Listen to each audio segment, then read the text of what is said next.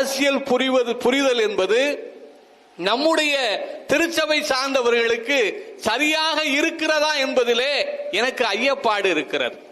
அதனால்தான் சொல்லுகிறேன், நீங்கள் எச்சரிக்கையாக இருக்க வேண்டிய முதல் நபர் யார் என்று சொன்னால் நம்முடைய சபை தலைவர்கள். ஏனென்றால் அவர்களுக்கு சரியான அரசியல் புரிதல் இருக்கிறதா. உடனே கேட்பாங்க, உனக்கு எல்லாம் தெரியுமா அப்படின்னு சொல்லி கேட்பாங்க. எனக்கு ஏதோ கொஞ்சம் தெரியும், வாருங்கள் விவாதிப்போம் அப்படின்னு சொன்னா யாரும் வருவதற்கு தயாராக இல்லை. யாரும் வருவதற்கு தயாராக இல்லை. நான் கேட்கிற கேள்விகளுக்கு நீங்க பதில் சொல்லுங்க அப்படின்னு சொன்னா, எப்பா அவன்கிட்டலாம் பேச முடியாதப்பா. அப்படின்னா என்ன அர்த்தம் அப்படின்னு சொன்னா, அவர்கள் உண்மையை உணர்ந்து கொள்வதற்கு தயாராக இல்லை.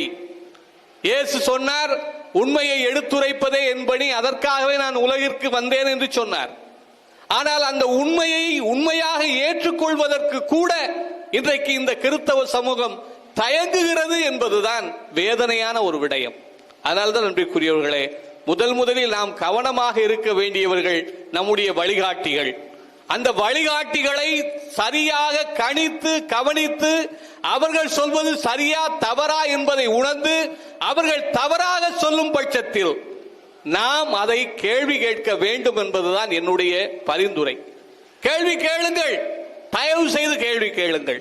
ஐயோ நம்ம சாமியார் சொல்லிட்டாரு, ஐயோ நம்ம சேகரகுரு சொல்லிட்டாரு, ஐயோ நம்ம ஆயர் சொல்லிட்டாரு, ஐயோ நம்ம பாஸ்டர் சொல்லிட்டாரு, அதெல்லாம் கிடையாது. கேள்வி கேளுங்கள். அவர்கள் சொல்வது சரியா தவறா என்பதை கேள்வி கேளுங்கள். ஆண்டவர் கோவிச்சுக்கிட மாட்டார். இயேசு ஆண்டவர் கோவிச்சுக்கிட மாட்டார். நான் உங்களுக்கு அடிச்சு சத்தியம் பண்ணி சொல்றேன், இயேசு ஆண்டவர் கோவிச்சுக்கிட மாட்டார். ஏனென்றால் அன்பிற்குரியவர்களே, இயேசுவே இந்த உண்மையை உறக்க சொல்ல வேண்டும் என்பதற்காக தான் இந்த உலகத்திற்கு வந்தார்.